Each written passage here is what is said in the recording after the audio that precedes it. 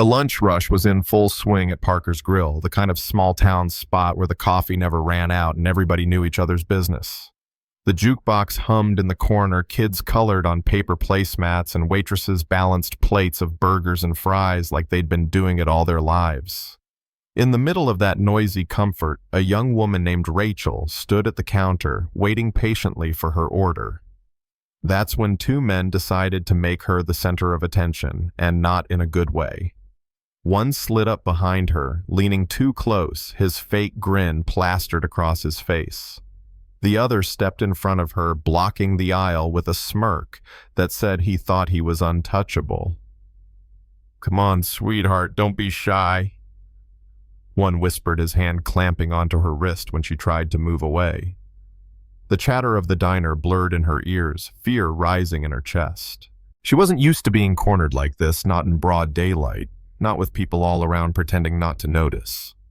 But someone did notice. At a booth, just a few feet away, a man in his mid-30s pushed back his chair.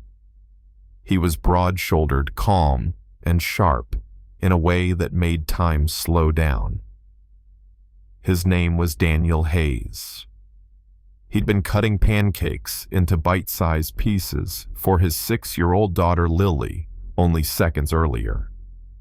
In less than 15 seconds, both of those men were on the ground. One had his face pressed flat against the tile arm, locked behind his back, screaming in pain. The other yelped as his wrist bent at an angle wrists weren't supposed to go. The diner froze, forks suspended mid-air. Someone whispered, "Who the hell is that guy?" Daniel didn't answer. He wasn't there for applause. He was there to protect his little girl, and in that moment, he wasn't going to let Lily see a woman humiliated. On the surface, Daniel looked like just another single dad. Short brown hair, clipped military, neat, even though he hadn't worn a uniform in years. Steady eyes that missed nothing, a quiet way of carrying himself that made people underestimate him. But behind that everyday insurance office job and the routine of packing school lunches was a history no one in town really knew.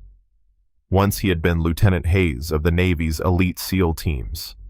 And once he'd promised his late wife, before her heart gave out without warning, that he would raise their daughter in peace, far from gunfire and grief.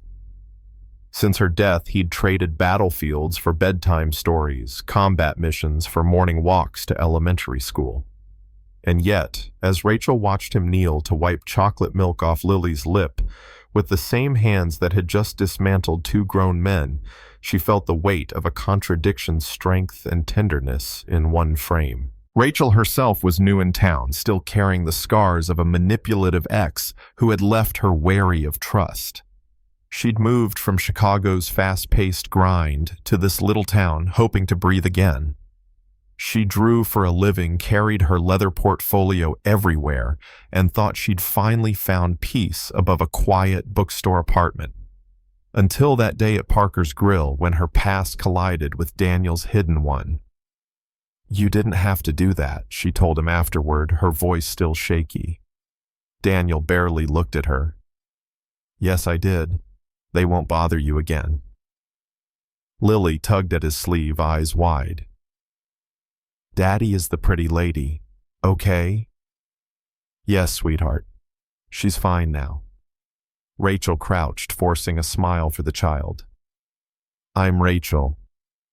Thank you for letting your dad help me." And Lily, in the kind of simple truth only kids can deliver, said, "My daddy helps everybody. He's the strongest." The whole diner heard it. And though Daniel tried to brush it off, the words stuck with Rachel long after. In the weeks that followed, fate kept nudging them together. At the farmer's market, Lily spotted Rachel and all but dragged her father over. "Come get pancakes with us," she begged. Daniel hesitated. Privacy was his shield, but finally agreed. One Saturday morning turned into 2, then 3. Soon, Rachel was a regular at their booth, drawing with Lily, while Daniel sipped his coffee, watching the two of them with a softness he rarely let slip. But even in small towns, Rumors run faster than rivers. People whispered about Daniel, about medals tucked away, about deployments in countries nobody could pronounce. Rachel started to notice little things, how he always sat with a clear view of the exits, how his whole body tensed at unexpected noises. And one night, as rain pounded outside the library, he finally admitted it, 11 years as a Navy SEAL, until grief and fatherhood pulled him out. I walked away, he told her quietly, but parts of me never left. Rachel didn't pry. She just said, some stories deserve to be told at their owner's pace. That's when something shifted.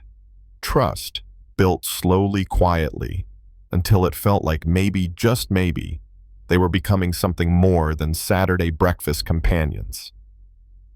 Then came the stumble. One afternoon, Rachel ran into Jason, an old colleague from Chicago. They laughed easily, reminisced over coffee. Daniel passed by with Lily and saw them together. Jason's hand draped casually on the back of her chair. Jealousy, sharp and unfamiliar, twisted in his chest. The next time Rachel showed up at Parker's, he was distant, curt. "Is everything okay?" she asked gently. "Fine.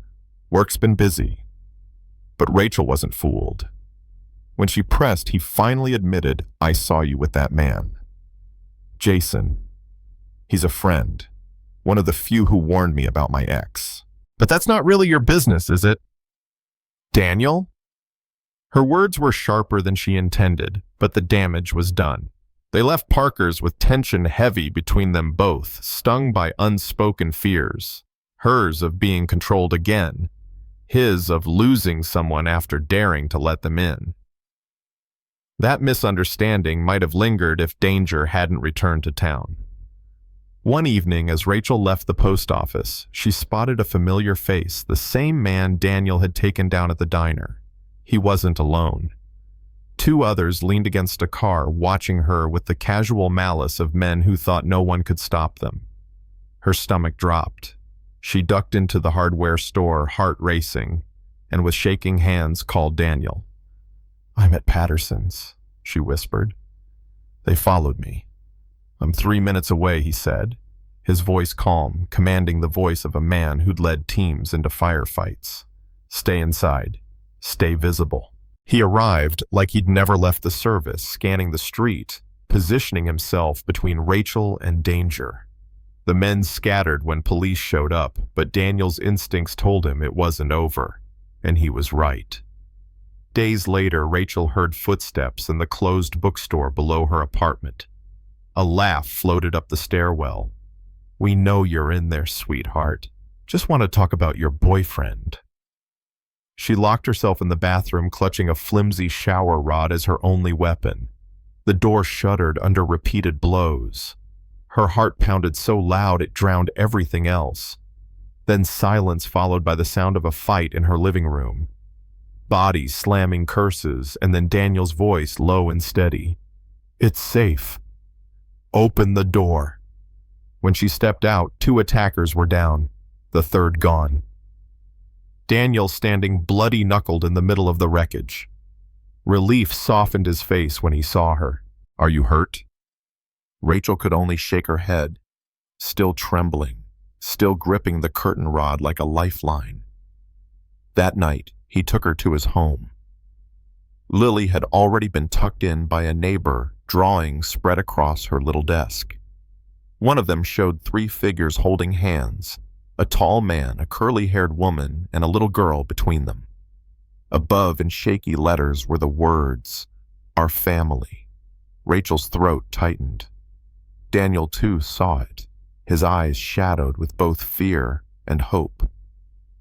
The next morning, over pancakes in Daniel's warm kitchen, Rachel realized she hadn't just been saved. She'd been invited into something fragile, but real. A home, a bond, a chance at belonging. And yet, even as sunlight streamed through Parker's grill, weeks later, the 3 of them laughing in their usual booth, a stranger asked the owner, "Who's that man?" She smiled knowingly. "That's just a father. but the kind who can protect his whole world. The truth is, not everyone saw Daniel as a hero. Some thought he was reckless, bringing violence into their quiet town. Others believed men like him, men who had seen too much, could never really leave the battlefield behind. So I'll leave it to you. Was Daniel a hero for stepping in that day? Or did his past make him too dangerous to ever live a normal life? And what about Rachel? Was she wise to trust him? Or did love blind her to the risks? Drop your thoughts in the comments. Tell me if you think Daniel did the right thing. If you've ever seen someone judged unfairly for their past, or if you believe a person can truly start over. And don't forget to subscribe, because tomorrow there's another story waiting. One that might just change the way you see people around you.